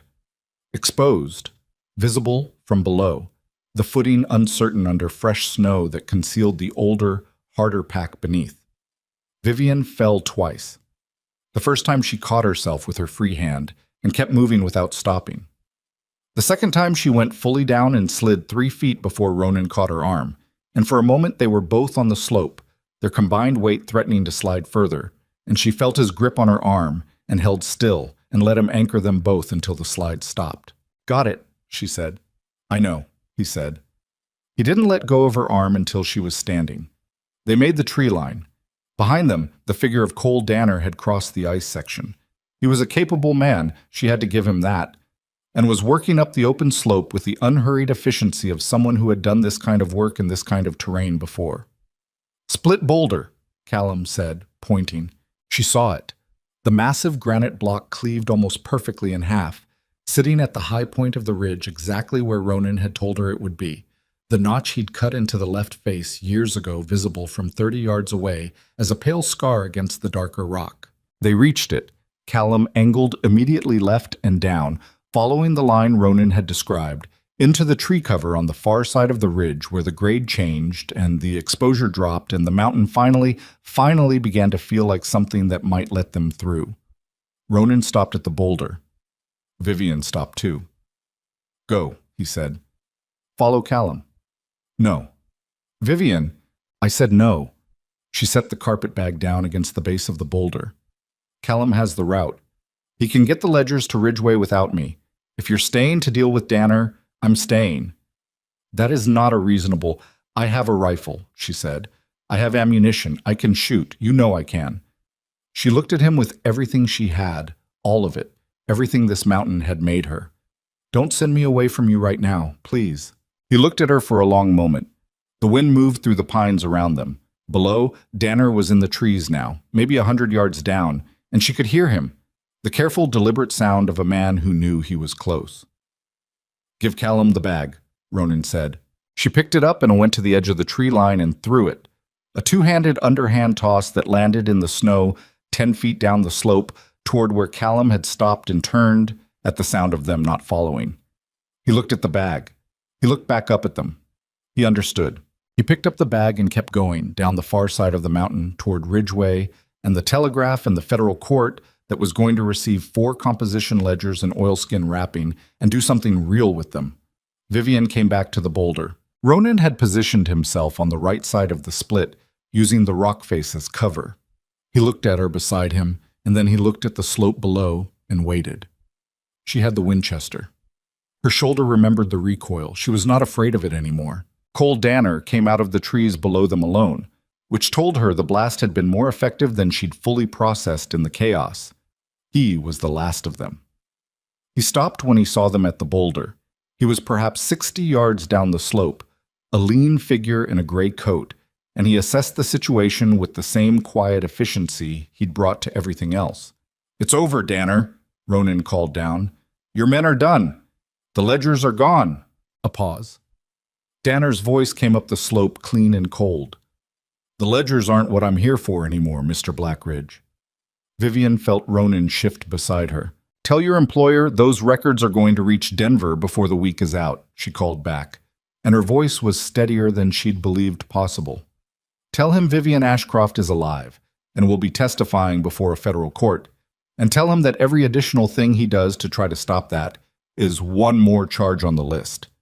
Danner didn't answer immediately. When he did, the patience in his voice had finally, genuinely run out. He started moving up the slope. Ronan met him before he reached the boulder. Not at range, not with the rifle, but close, which was not a choice Vivian would have made, but she understood it as she watched it happen, understood that Ronan was keeping Danner's attention and his weapon pointed at something other than her. They came together on the slope in the graceless, punishing way of two men who both know how to fight and neither of whom has room for the kind of violence that looks good at distance. She moved left, got the angle, waited. It was close and brutal, and Ronan took a hit to the already compromised shoulder that made her stomach drop. But he kept his footing and he got inside Danner's guard on the slope. And what happened after that was something she watched and did not flinch from. Because flinching required a version of herself that no longer quite existed. Danner went down. He was alive. She confirmed that immediately because it mattered. A man who was alive could still testify to things, could be delivered to a federal court along with 4 composition ledgers and constitute evidence rather than consequence. Ronan straightened up. He was breathing hard and his left arm was not moving correctly, and there was blood on his coat from a cut on his jaw, and he looked, standing on that icy slope above a burning cabin with the smoke of it still visible against the winter sky, like something the mountain had assembled from its own materials. He looked at her. "You all right?" he said. Her legs were shaking. She hadn't noticed until just now. She put her back against the boulder and let herself shake for a moment. "Yes," she said. "Your shoulder. It'll manage. Ronan, your shoulder. I know." He crossed to her, stepping over Danner carefully, and when he reached her, he put his right hand against the side of her face and looked at her with the kind of directness he reserved for things he was very serious about. "It'll manage," he said again. "We'll deal with it." She put her hand over his, her roughened, frost-burned, completely unrecognizable hand. "We'll deal with it," she agreed. Below them, very far below, the cabin was still burning. She could see the smoke column rising above the tree line in a long, dark streak against the pale sky. Everything they'd owned, the rope bed and the iron stove and the shelves, the book she'd been reading the night she decided she didn't want to leave, the harness he'd mended by firelight, ash now, all of it. She thought about the split pieces of wood she'd managed badly at first and eventually managed adequately. She thought about the night of the wolves and the coffee in the morning after, and the way the silence had changed between them over 50 days from something empty to something full. None of that was in the cabin. All of that was here, on this slope, in the thin, cold air of a December morning with the mountain indifferent around them and Callum Price somewhere below carrying 4 ledgers toward a telegraph and justice, and Cole Danner breathing in the snow at their feet, and Ronan's hand warm against her face. "We should move," she said, "before it gets dark." "Yes." Neither of them moved for another moment.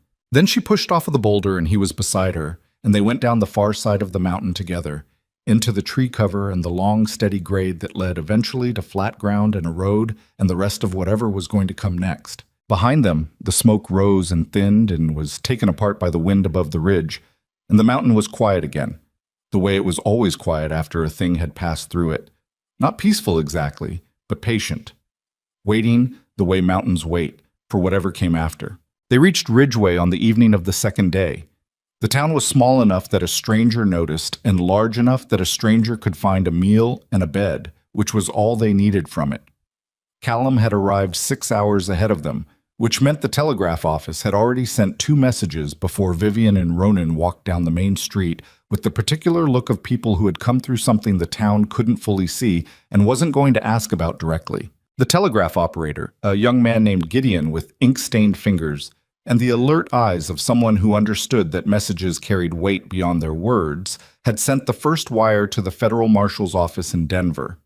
The second had gone to a name Vivian had carried in her memory for 4 months. A federal attorney named Charles Beaumont, whom she'd never met but whose reputation she knew. A man who had spent 6 years building cases against railroad corruption and losing most of them for lack of evidence. She thought 4 composition ledgers might change his record on that front. Ronan's shoulder needed a doctor. He did not want a doctor, which was consistent with everything she had come to understand about him. But she sat across from him in the small room above the Ridgeway General Store that Callum had arranged for them, and she used the particular tone of voice she'd developed over 50 days on a mountain that had no room for unnecessary argument. "You reset a dislocated shoulder alone in the winter of '79, she said. "I know. You've managed everything alone for a long time. The doctor is 2 streets over and you're going." He looked at her. You're going to keep talking until I agree. That is correct. A long pause. Fine. The doctor's name was Harriet Voss, which surprised Ronan visibly and didn't surprise Vivian at all.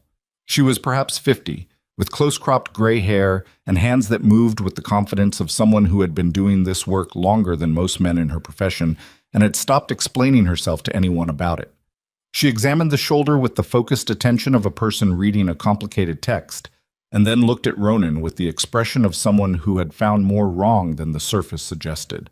"This was badly reset years ago," she said. "I know," he said.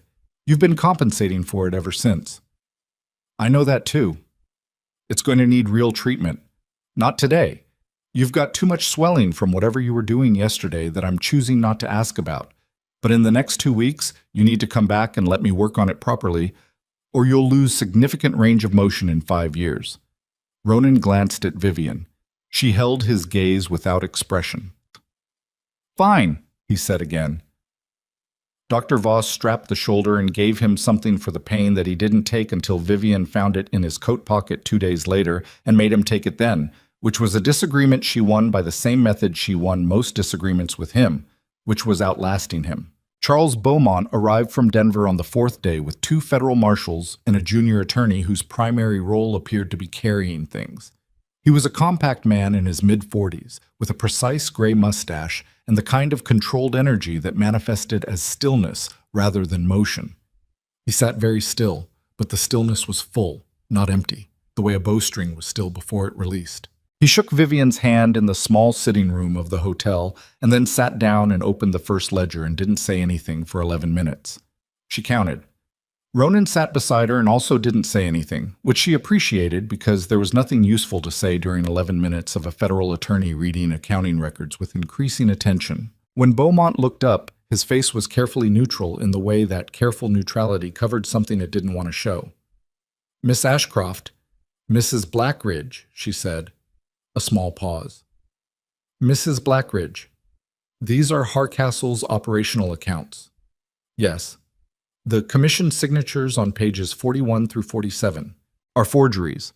I can walk you through the comparison if you have samples of the authentic signatures, which you likely do if you've been investigating the Consolidated Western for any length of time." Another pause. "We have been," he said. "For 2 years. We haven't had anything close to this." "I know," she said. "I spent 4 months understanding exactly what you needed and what I had." He looked at her for a moment with an expression that she thought might be the closest thing Charles Beaumont had to admiration, which was a kind of concentrated attention he probably gave very few things. "You were an accountant, junior accountant. They gave me the books they thought were routine." She folded her hands in her lap. "They weren't very good judges of what was routine. The process that followed was not fast or clean or the kind of thing that resolved itself in a satisfying single motion. Vivian had known it wouldn't be. She had 4 months of understanding exactly how complicated the web Hardcastle had built was, and she had no illusions that pulling one thread, even a very good thread, even 4 ledgers worth of documented corruption, was going to unravel it overnight. But it started. Beaumont and his marshals took custody of the ledgers under a federal protection order. Vivian spent 3 full days in a hotel room in Ridgeway giving testimony, which Beaumont's junior attorney wrote down in a hand that couldn't quite keep up with her and kept asking her to slow down, which she did, patiently, because patience was a thing she had learned the permanent value of. She walked them through every column and every cross-reference and every connection she'd spent 4 months building in her head, and when she was done, Beaumont looked at his notes and then at her and said, "You've essentially built the prosecution case." "I've had time to think about it," she said. Ronan sat in on the first day of testimony, in a chair against the wall where he didn't say anything and didn't need to, his presence being the kind that didn't require explanation. On the second day, he was not there when she started, and she looked at the empty chair and felt his absence the way you felt the absence of something that had become structural, load-bearing, a thing you hadn't realized you were resting weight on until it wasn't there. He came back midway through the afternoon session with a smell of sawdust and pine resin on his coat that she identified immediately because she had lived with that smell for 2 months. She looked at him across the room. He gave her nothing in his expression, which was also a kind of answer. After the session ended and Beaumont and his people had gone back to their own rooms, she asked him where he'd been. He was quiet for a moment in the way he was quiet when he was deciding how to say something. "Lumberyard," he said finally. "Pricing timber." She looked at him. "Square log construction requires specific dimensions," he said. "The yard here doesn't have everything, but they can order from Durango, 6 to 8 weeks. She understood what he was telling her. She understood it completely, and she sat with it for a moment, the weight of it. Not heavy, actually. The opposite of heavy. "You're pricing timber for a new cabin," she said. "Same clearing," he said. "Better foundation this time. The original was laid in a hurry." A pause. "There's a design. Bigger than before. Second room, real floor instead of packed dirt." "A real floor," she repeated. "You've been sleeping on a dirt floor with a rug over it for 2 months," he said, with a directness that made her want to laugh. "I should have fixed that before." "I didn't mind the floor?" "I minded it," he said, "for you." She looked at this man, this stubborn, economical, quietly attentive man who had wrapped his coat around her in the snow and taught her to sew and told her she was brave in a matter-of-fact voice, like it was a thing he'd cataloged and filed, who had refused, without drama, to let her finish the sentence about leaving her behind, who had stood on a burning mountain and chosen, without a moment's visible hesitation, to stay in front of her. She thought about what she'd been running from when she boarded that train in Denver. Not just Hardcastle's men, herself maybe. The version of herself that was always the smallest person in the room in the most expensive dress, careful and precise and invisible until she wasn't, and then alone with it. She didn't know who she was now exactly. The mountain had taken the version of her that arrived on that platform in silk gloves and done something to it that she was still in the process of understanding. She had roughened hands and a shoulder that ached from rifle recoil in cold weather and a knowledge of altitude cooking and load-bearing mule behavior and exactly how to bank a fire to last through the night. She had, improbably and without planning for it, a husband who priced timber while she testified and thought of her floors. "I want a window that faces east," she said, "for the morning light." He looked at her. Something in his face settled in a way that she recognized. It was the way his face looked when a thing he'd hoped for but not quite believed in arrived. "East window," he said. "Done." The federal case moved in the weeks that followed with the slow, grinding momentum of something large finding its direction. Edwin Hardcastle was not arrested quietly or quickly. Men with his resources and his particular brand of careful preparation did not go quietly. But the ledgers were what Beaumont called compound evidence, meaning they didn't just prove one thing, but unlocked everything adjacent to them. The forged commission signatures led to the commissioners themselves, two of whom, when presented with the evidence of their own participation, made the practical calculation that cooperation was worth more than loyalty to a man who had never shown any particular loyalty to them. The third commissioner tried to run.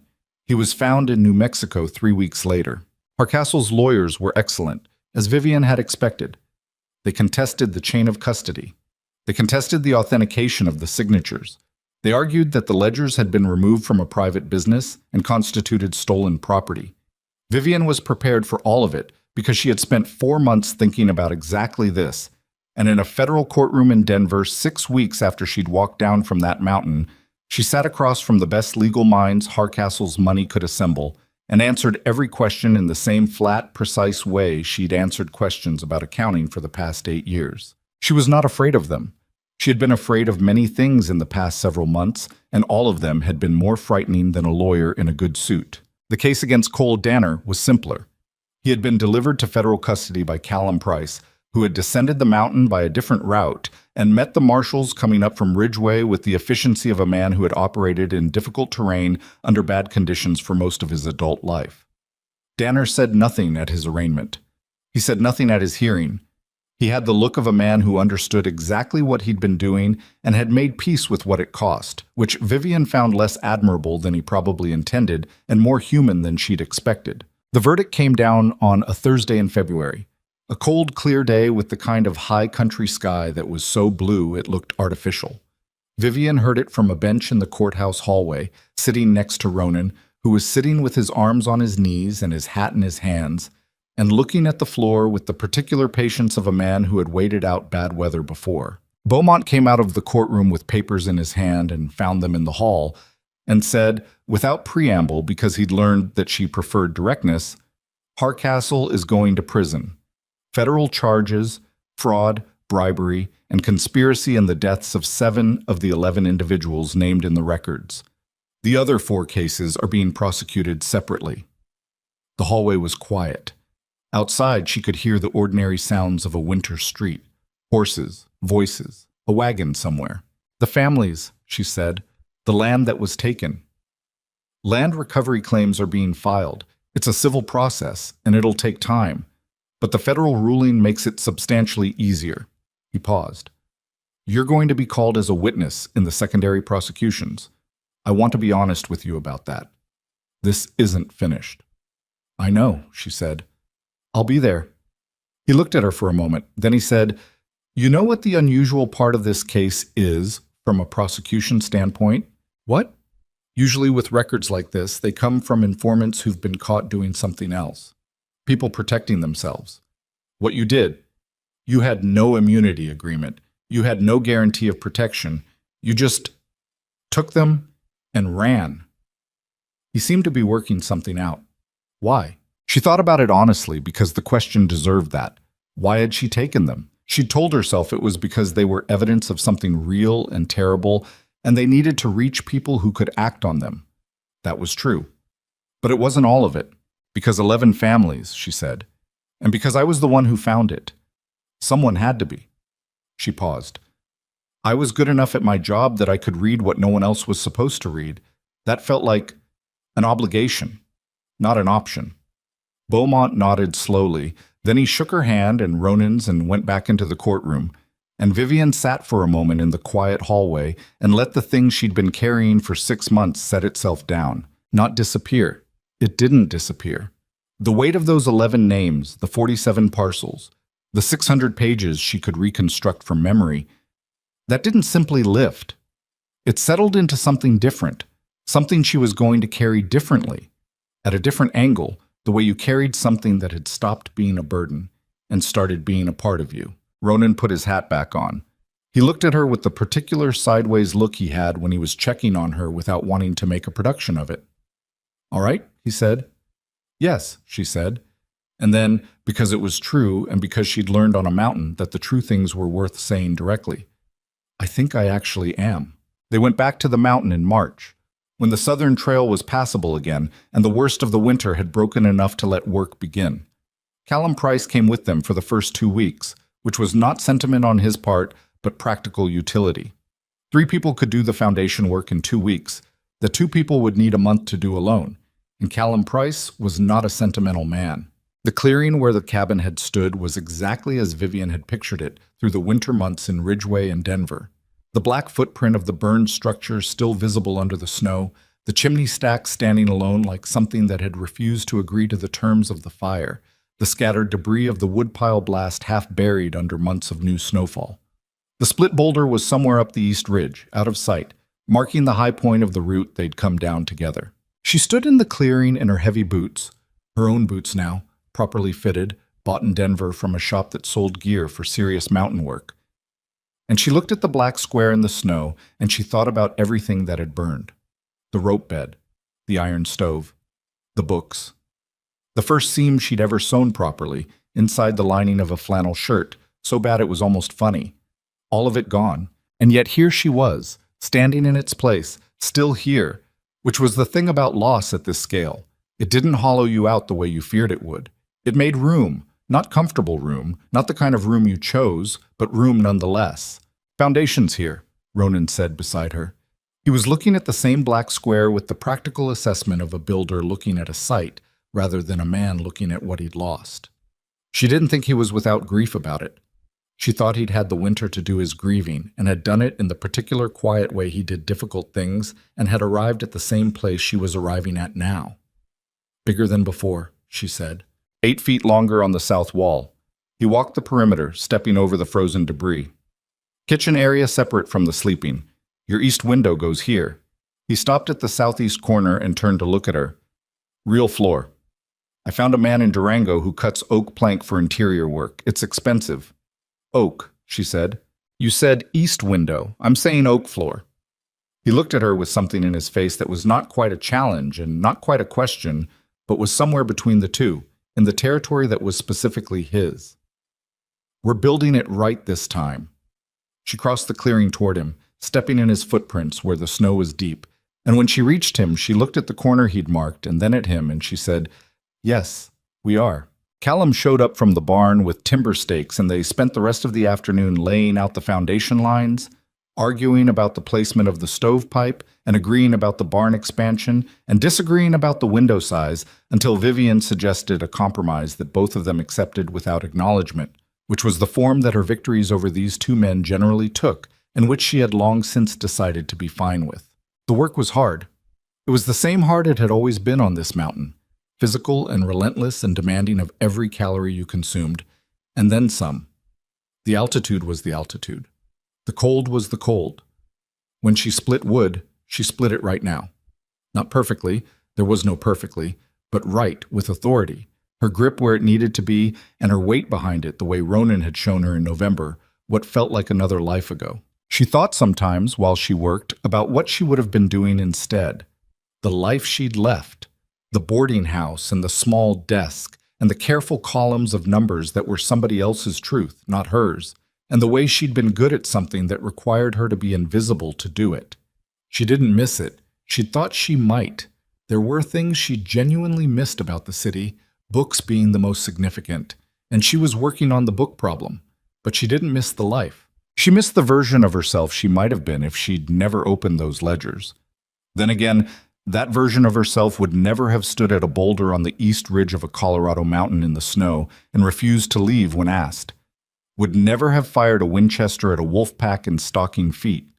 Would never have sat across a table from a federal attorney and built a prosecution case out of numbers she'd had in her head for 6 months and delivered it without flinching. She thought, you don't get to choose which version of yourself survives.